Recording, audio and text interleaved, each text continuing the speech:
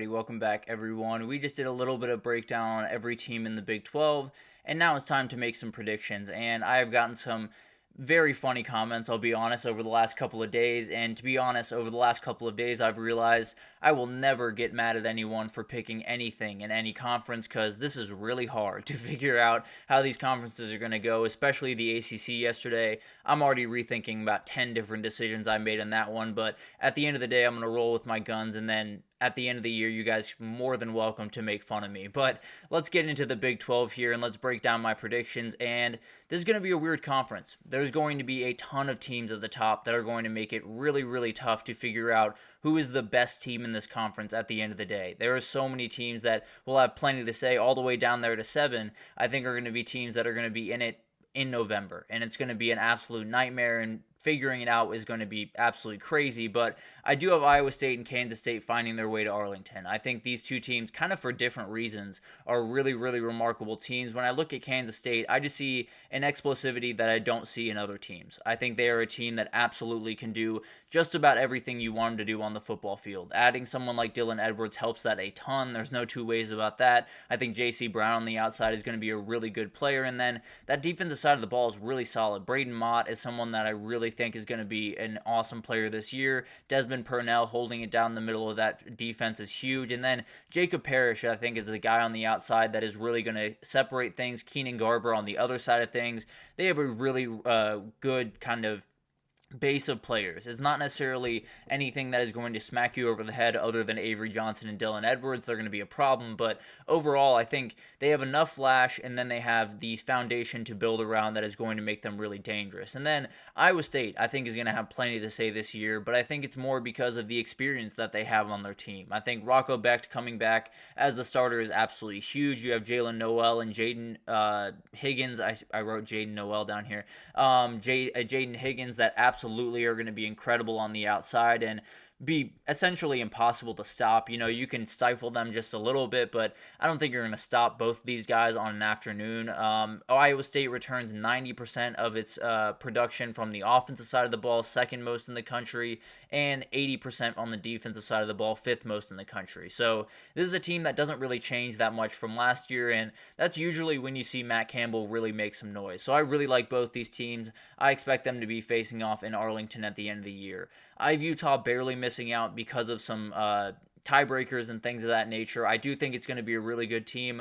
I do worry a little bit about Cam Rising, but overall, I never really pick with injuries in mind. So I do think these Utah teams are going to have plenty to say. I just think they won't get to Arlington in their very first year. Arizona, Oklahoma State, West Virginia, and Kansas are going to be right there. They're all really, really good teams that are going to have plenty to say in this conference, and I think all of them have different strengths, and they're all going to fight each other in different ways, and it's going to create a little bit of a problem for some of these teams. I'll put it that way, but UCF is a team that I know a lot of people are really, really high on. I like them. I do think they're a really good team and someone that is building something special in Orlando, but overall, don't necessarily think they're going to make the crazy amount of noise that some people think this year. Colorado, TCU, and Texas Tech are right in that same area. I can't necessarily break down, who is the better team among the bunch. I am going to take Colorado to finish above them because they got Shedeur Sanders. I'll be plain and simple. That is the guy that I think is the best quarterback in this conference, and when you have him, you have plenty of things. And frankly, that 6-6 could very easily turn into a 9-3 depending on how that offensive line plays. But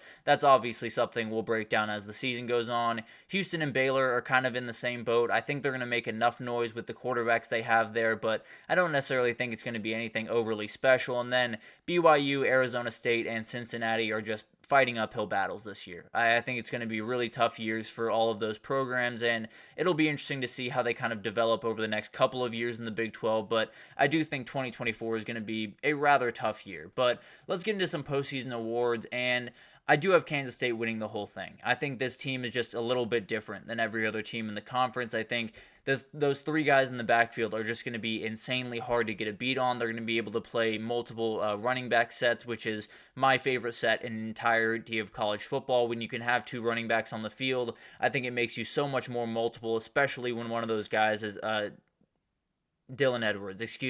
Lost my words there, but when Dylan Edwards is on the field, he adds a dynamic to this offense that hasn't been there in the past, and frankly, they very much need going forward. So I think they're going to absolutely utilize him in a number of different ways, whether it's, having two running backs in the backfield with Avery Johnson in the middle, splitting Dylan Edwards out as a wide receiver while you have DJ Giddens in the backfield, whatever that looks like. Kansas State is going to have so many different ways to attack you that I think they're going to be a team that's just going to be really hard to beat, especially when they're playing elite football and especially when they're running the offense at the clip that I expect them to run it, and with the guy that I expect them to really, really run it very well with, which is Avery Johnson. And then Avery Johnson I do have as the Offensive Player of the Year. I think it's going to be really hard to stop this kid. Just plain and simple, I think he can make pretty much every single play you want on the football field. The passing does need to take a step forward in terms of completion percentage and things of that nature, but when you look at the receiving core that he has between J.C. Brown, who is going to be the go-to guy,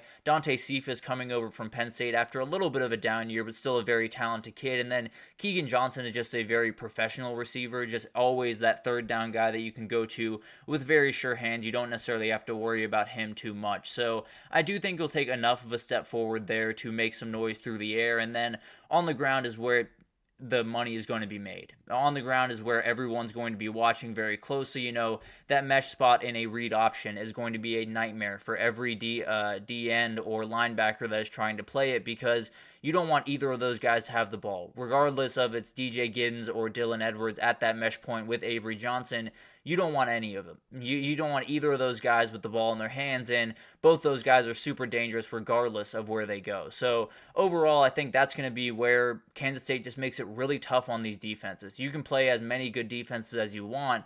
There's not really a defense that combats what Avery Johnson can do on the ground. So overall, I think that's the biggest difference maker here is Avery Johnson has a number of people around him that are going to take up all the defense's attention, and then he's going to be an absolute problem for them pretty much every which way from Tuesday. And then Jaden Higgins is a wide receiver at Iowa State that I think is going to be an absolute monster this year, someone that I think could be in that kind of fight for Offensive Player of the Year. For Defensive Player of the Year, this is a little bit more of a projection than anything else, but a very talented kid. Logan Fano is someone that I absolutely love. I think he's going to be a problem for pretty much every offensive tackle that you put in front of him. It is a bit of a projection, obviously. He played only 5 games a year ago, but had 3.5 sacks through 5 games, and that's really remarkable, especially for a kid that was as young as he was a year ago. I think he's just going to be an absolute problem. He's someone that is a year older now, more comfortable in this defense, and is going to be a starter for this team, and is just going to be a problem on the outside. I think when you look at Utah's defense, there's going to be plenty of ability on the back end of that defense led by Teo Johnson that you're going to have plenty of time to get to the quarterback as well. You're not necessarily going to have guys that can beat with every single move and beat them right away to get to the quarterback. You're going to have a little bit of time to develop, and frankly, when you have 6'5", 235 leaning on you, it's not going to be easy to hold up, and especially with that guy's speed off the edge, he's going to be an absolute problem. So overall, I think when you look at the best defensive player in this conference, I'd have a tough time saying it's not Travis Hunter, but at the end of the day, I don't think they're going to win enough games to be in this conversation. And then Colin Oliver is another one, a linebacker at Oklahoma State that I think is going to have plenty to say about this defensive season in the Big 12.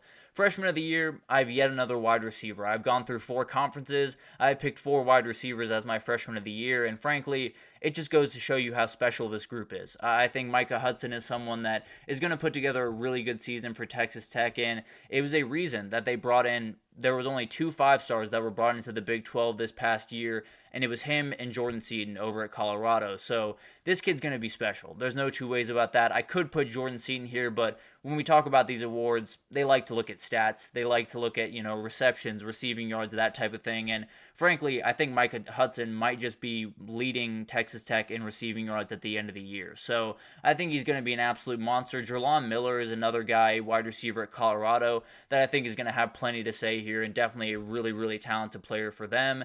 And then the transfer of the year, I think it's going to be Dylan Edwards. This one, honestly, was not too tough for me. The second that he transferred, I knew this team was just a little bit different. I knew it opened so many doors in the run game, in the pass game. It made the job so much easier for Avery Johnson, which is huge in the pass game. So overall, I think you look at this team and you add someone like Dylan Edwards to a group that is already ridiculously athletic and really hard to get on the ground.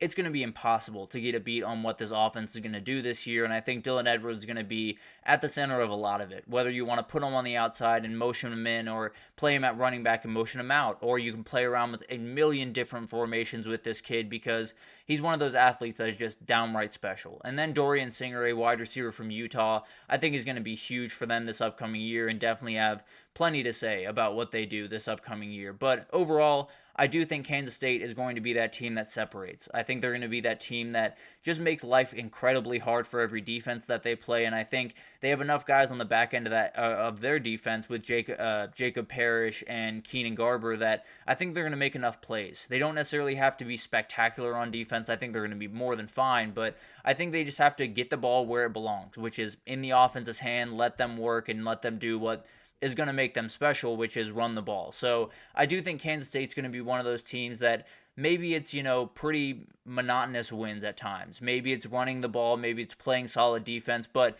at the end of the day, when you have someone like Avery Johnson in the backfield, they're going to make those plays that are going to make your jaw drop. And they're going to make plays that are going to make defense's jaw drop, and then it's going to be really, really hard to deal with them. So overall, when I look at this conference, there are a ton of teams that have a ton going for them. There are so many different teams that have a ton of experience, have a ton of players coming back from, injuries like Cam Rising. There are so many different teams that are going to have, a shot to win this thing. But when I look at the team that has the biggest difference maker on their team, the guy that I think is going to make the most noise this year in this conference, I pick Avery Johnson at 10 times out of 10. So I do think Avery Johnson and the Kansas State Wildcats lift the trophy at the end of the year in Arlington, and it'll be really fun to watch that when it does happen. But I do think they're going to have to go through Iowa State to do it. But let's take our third break here, and when we come back, we're going to break down some of the programs that are just starting to click. Everything's starting to go their way, and they're really, really dangerous programs when that happens. So we'll break down those 5 programs I have for you right after this, so stick with us.